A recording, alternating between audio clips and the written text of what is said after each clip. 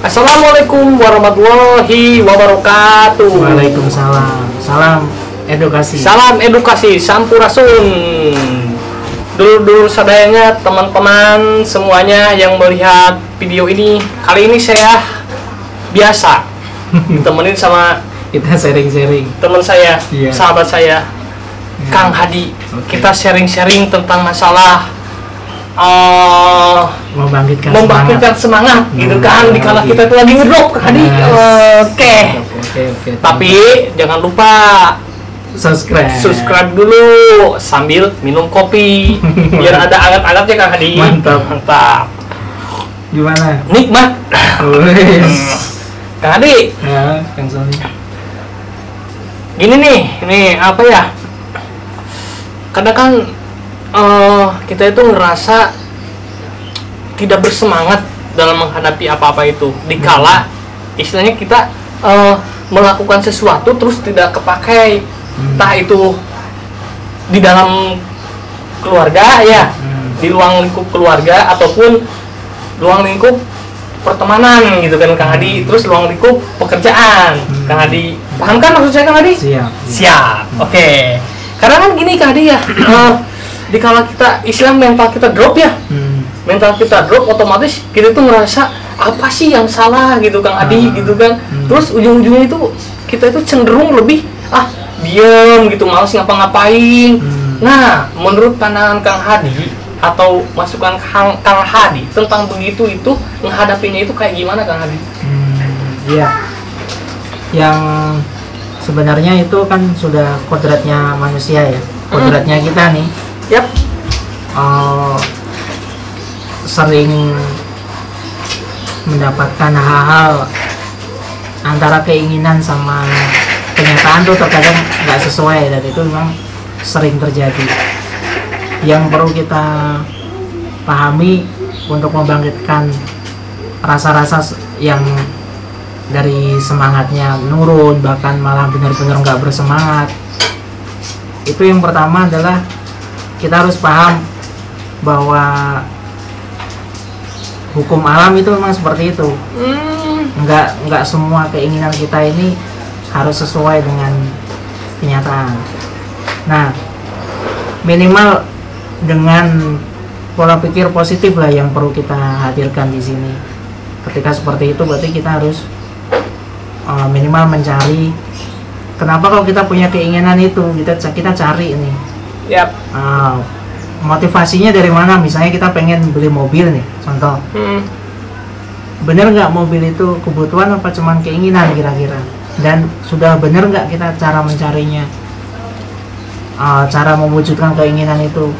Karena kan yang namanya mobil itu kan konsumtif ya, sebuah kebutuhan, dan itu memang membutuhkan perawatan. Nah, di sini harus kita munculkan ketika memang nggak sesuai dengan kenyataan, itu kita harus memunculkan motivasinya. Kalau emang kebutuhan ya perjuangkan gitu loh. Kalau cuma keinginan tunda aja dulu. Oh, jadi kalau kebutuhan perjuangkan. Okay. Bagaimana caranya memperjuangkan? Ya, misalnya kita sekarang hanya di fotografer.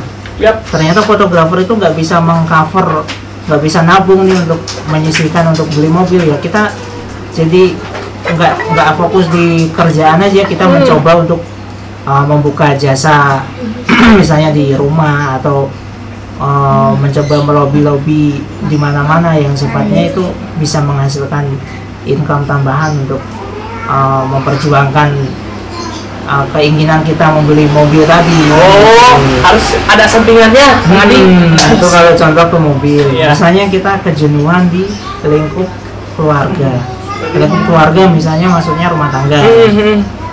Ya,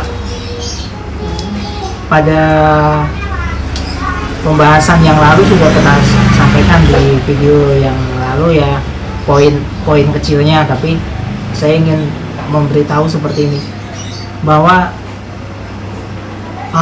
pada endingnya adalah kita itu harus mempunyai pola pikir yang luas, bahwa semuanya ini nggak cuma sebatas kegalauan itu aja, ternyata masih banyak hal yang bisa kita lakukan. Iya, benar. Di antaranya misalnya kita jenuh sama pasangan atau jenuh dengan keadaan di rumah dan lain sebagainya, ya kenapa nggak kita mencoba untuk saling terbuka, mencoba untuk sama-sama belajar dan coba kita mengikuti, ya minimal kita mencari referensi bahwa motivasi itu ternyata ada di mana-mana dan kita tinggal mau nggak untuk meraih itu, mau nggak untuk mendengarkan atau melihat itu.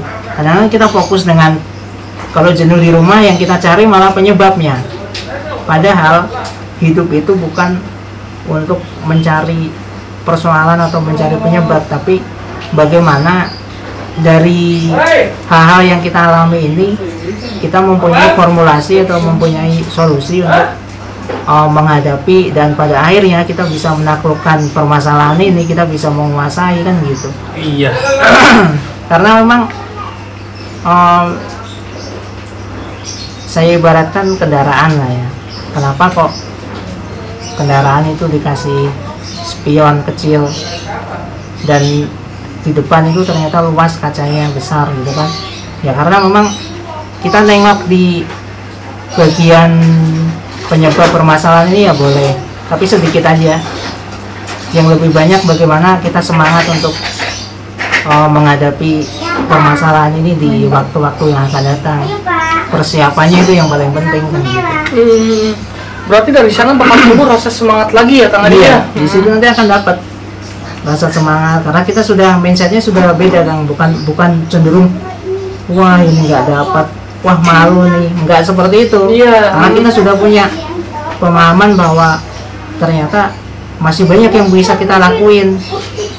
Ya kita harus mencoba untuk melakukan yang kita bisa dulu. Misalnya kita bisa merenung, ya kita renungi, tapi harus dieksekusi, jangan hanya direnungi.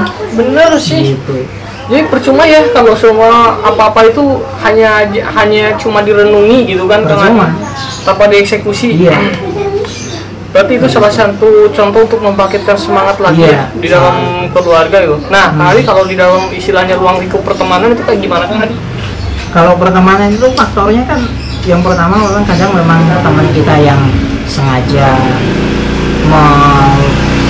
memunculkan egonya. Kita juga emang kadang-kadang karena ego kita yang kita memunculkan, tapi secara kenyataan yang kita punya ini misalnya penghasilan kita memang nggak sesuai dengan ego yang tinggi itu, sehingga kadang-kadang membuat kita down kan sama teman-teman. Misalnya teman nggak punya, udah maju misalnya kuliah dan lain sebagainya, sedangkan kita ternyata nggak kuliah. Ya kita jangan fokus di nggak punyanya kita, tapi kita fokus dengan maksimalnya apa yang kita punya itu bisa kita maksimalin, bisa kita manfaatin semaksimal mungkin. Contoh misalnya kita sekolah hanya cuman sampai SMP atau sampai SMA, tapi next kertas atau gelar itu kan sebenarnya cuman di atas kertas aja. Nah yang paling penting kan ilmunya, carilah ilmunya gitu loh. Bener sih. Jadi kita belajar aja, sharing dengan orang-orang yang memang dokter, profesor dan lain sebagainya. Otomatis secara pola pikir, secara mindset kita akan nggak minder gitu loh. Jadi berubah ya? Iya, berubah. Kita nggak usah mempedulikan tentang gelar, tentang kemewahan, tapi kita fokus dengan apa yang bisa kita lakukan atau kita kasih ke teman kita. Artinya kita bisa simbiosis mutualisme sama teman, karena teman itu adalah simbiosis mutualisme. Kalau cuman dia berteman sama kita tapi isinya hanya meminta tolong atau malah menjatuhkan kita, ya buang aja. Wah, seperti mantannya karena dia mantannya kita buang pada tempatnya. Ya kira-kira seperti itu. Karena simpelnya gitu ya, karena kita kan janganlah kita memikirkan penyebab atau sumber-sumber yang membuat kita down kalau kita belum siap gitu. Jadi kita jangan fokus dengan satu hal aja. Kalau itu kita belum siap menerima cemoohan atau apapun ya udah kita hindari aja.